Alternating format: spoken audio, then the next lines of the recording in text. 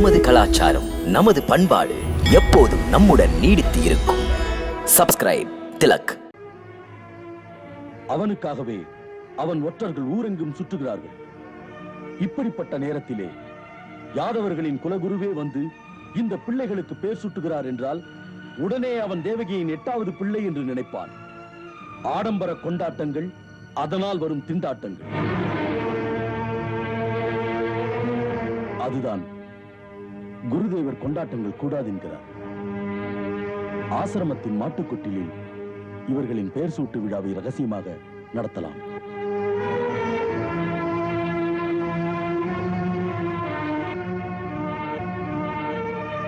பகவானே, என் பிரபுவே, உன்னை தவிர எங்களுக்கு யார் இறைவா?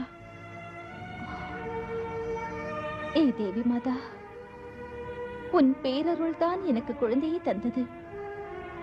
அம்மா அம்மா, நீதான் அம்மா எங்கள் துணை.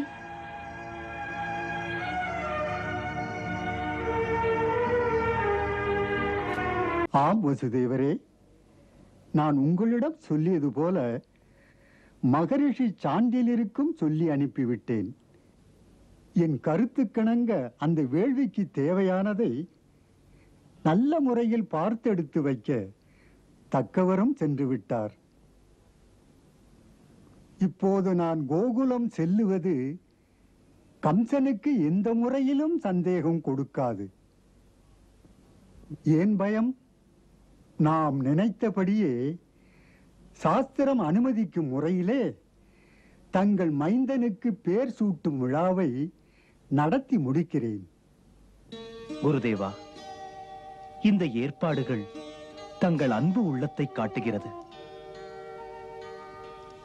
குருதேவா, மந்திரம் போல் சொல்லெடுத்து என் மைந்தன் நலமோடு நெடுங்காலம் வாழ்வதற்கு வாழ்த்தி அருளுங்கள். தேவி, மனிதன் எத்தனை காலம் வாழ்கிறான் என்பது பெருமை இல்லை. உலகத்துக்காக வாழ்வது பெருமை. உயிர்குலம் காக்க வாழ்வது அதைவிட பெருமை. உனக்கோ அவனை பெற்றது பெருமை.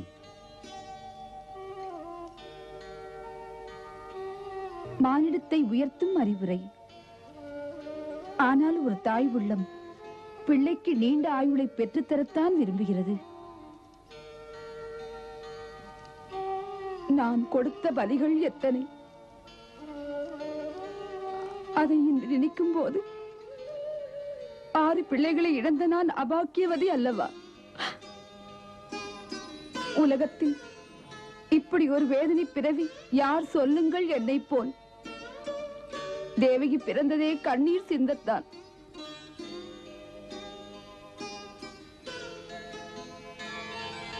தாய்ப்பாசத்தை தாங்கள் பலவீனமாக நினைக்கிறீர்களா?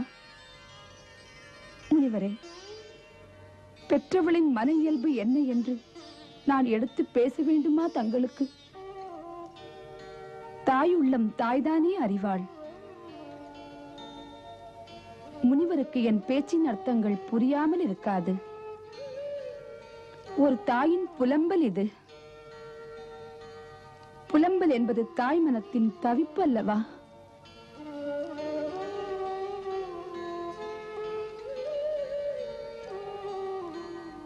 இல்லை தேவி, புலம்பலை நான் பலகீனம் என்று சொல்ல மாட்டேன். தாயின் மன ஆழத்தில் இருக்கும் அன்பு வார்த்தைகளாக வராமல் ஓசைகளாக வருவதுதான் புலம்பல். புலம்பலை பொங்க வைப்பதே தாயின் பாசம் அல்லவா? பாச வெள்ளத்திற்கு தடைகள் ஏது? தன்னலந்தான் ஏது? உலகத்தில் தாய்க்கு இணையாக எதுவுமே இல்லை. உண்மையான அன்பின் உயிர் வடிவம் தாய். ஆண்டவன் படைப்பில் பெற்ற தாயின் இதயம் போல் வேறொன்றை படைக்கவில்லை. உண்மையில் பெற்ற தாயின் வாழ்த்துக்கள் பிள்ளைகளை பாதுகாக்கும் கவச்சங்கள். அம்மாவின் குறையாத அன்புதான் பிள்ளைகளுக்கு மிக பெரும் சக்தி. அம்மா தேவகி, தாயை எவன் வேதனைப்படுத்துகிறானோ அவன் வாழ்க்கையில் வெற்றி பெறவே முடியாது. தேவகி தேவி, தாய் மனம் என்றும் புண்படக்கூடாது. அம்மா, உன் வாழ்த்துக்களை அங்கே உன் குழந்தையிடம் அவசியம் சொல்லுகிறேன். மாதா, உன் ஆசை என்ன?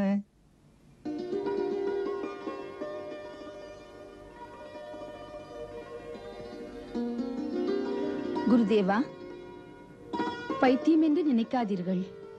பிள்ளைக்காக என் கையால் பட்டுச்சுக்காய் தைத்தேன். இதை ரோகிணி அக்கா ஏற்றுக்கொண்டால் என் குழந்தைக்கு போடச் சொல்லுங்கள். சந்தோஷம். கொடு. பெற்ற பின் அவனை பார்க்கவே இல்லை. அவன் எவ்வளவு வளர்ந்திருப்பானோ. ஆம், உங்களுக்கு ஞான திருஷ்டி உண்டே. பார்த்து சொல்லுங்கள். இது பொருந்துமா, இல்லை இதா? பெற்ற தாயின் அன்பு கண்களுக்கு அளவு தெரியாமல் இருக்கும். மாதாவின் கண்களை விட ஞானக்கண் பெரிதல்ல. இறைவனின் விளையாட்டு இப்படி நடக்கிறது. இரண்டையும் கொடு.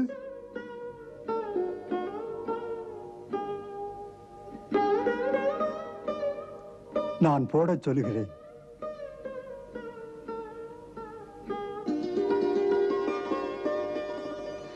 இந்த எளியனுக்கா எத்தனை பெருமை! பெற்ற தாயின் உள்ளத்தையும் இயங்க வைப்பது நீ அல்லவோ? அங்கிருக்கும் பிள்ளைக்கு இங்கிருக்கும் கைகளால் அளவெடுத்து தைக்க வைத்திருக்கிறாயே. மிக முக்கியமான செய்தி.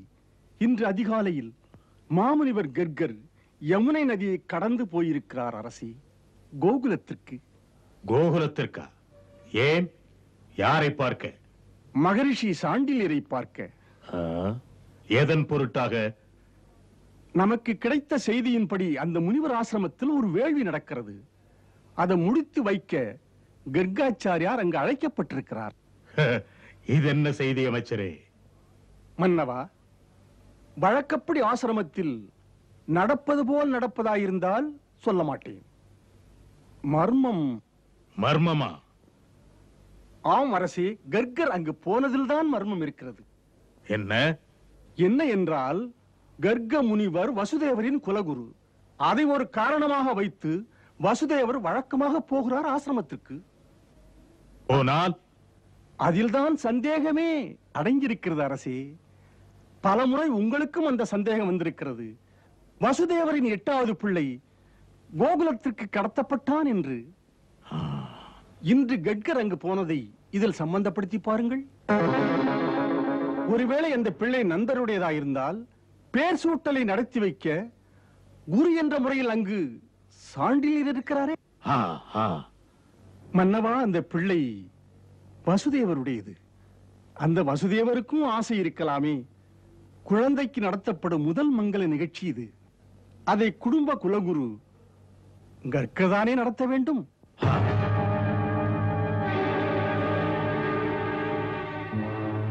அமைச்சரின் குறிப்பறிந்தே மந்திரி கழக வரும் பொருள் உரைத்தல். நமது ஒற்றரை அனுப்புங்கள். அவர்கள் கோகுலத்திற்கு சென்று கர்க முனிவரை கண்காணிக்கட்டும், மிக கவனமாக. சரி மன்னா.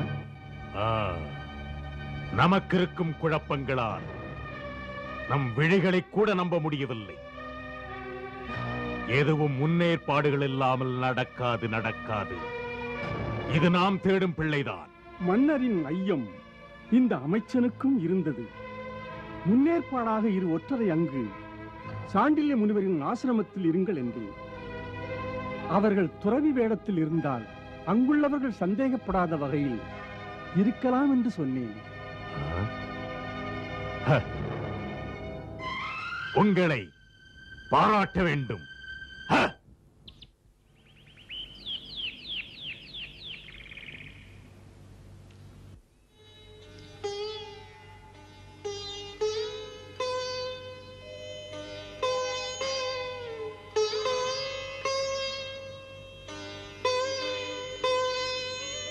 பிரபு, ரோகிணி தேவியும் நந்தகோபரும் 2 குழந்தைகளோடு வந்து தங்களுக்காக காத்திருக்கிறார்கள்.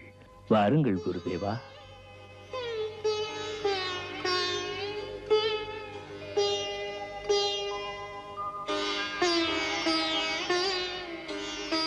பல யுகங்களாக நான் யது வம்சத்தின் இடர்பாடுகளெல்லாம் பார்த்து கொண்டு இப்படி ஒரு அற்புதமான சமயத்துக்காக காத்திருந்தவன்.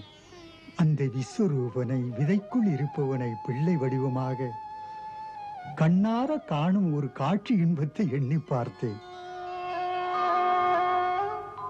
ஆஹா, எத்தனை யுகங்களுக்கு பிறகு இப்படி ஒரு பாக்கியம்! மறைந்து நின்று விளையாடும் விதியை பாருங்கள். அந்த பரம்பொருளுக்கு பெயர் சூட்டு விழாவை நான் நடத்த வேண்டுமாம். மிகச் சிறிய இந்த முனிவனுக்கு எத்தனை பெரிய பொறுப்பு! பற்பல யுகங்களாக நானும் இதை கற்பனை செய்தேன்.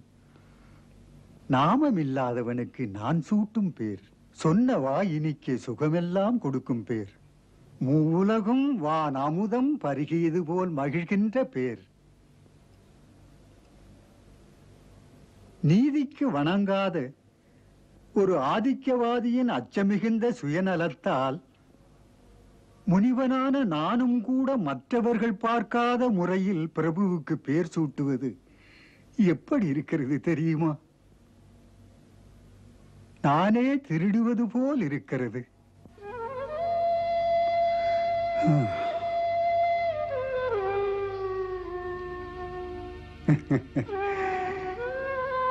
இறைவா, எல்லாம் உன் லீலை, நடக்கட்டும்.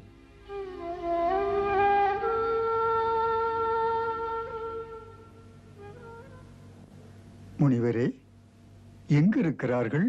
பசுமடத்தில், ஒரு தனிமையான இடத்தில். அங்குதான் நந்தகோபர் காத்திருக்கிறார். வாருங்கள், வாருங்கள், வாருங்கள். இந்த பக்கமாக வாருங்கள். அதோ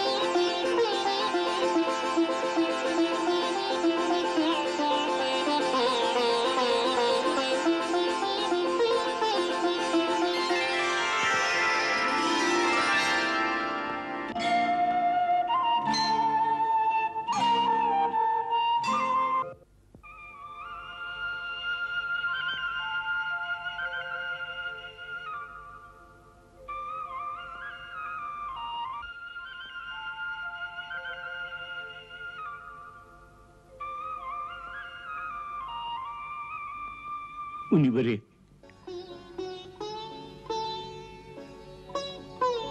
கம்சனின் நடவடிக்கையால் தேவி ரோகிணி மதுராவுக்கு வர இயலாமல் போய்விட்டது. அதனால் தேவி இது நாள் வரை தன் மைந்தனை எடுத்துக்கொண்டு ஆசி பெற அங்கு வர முடியவில்லை. எப்படி எப்படி சொல்லுவேன்? தாம் இங்கு வந்தது ஒரு நற்பணி செய்ய. ஆம், தேவியின் மைந்தனுக்கு பெயர் சூட்டி வைக்க. அப்படியே யதுகுலத்தின் குலகுருவான எனக்கு அது கடமை அல்லவா, பொறுப்பல்லவா?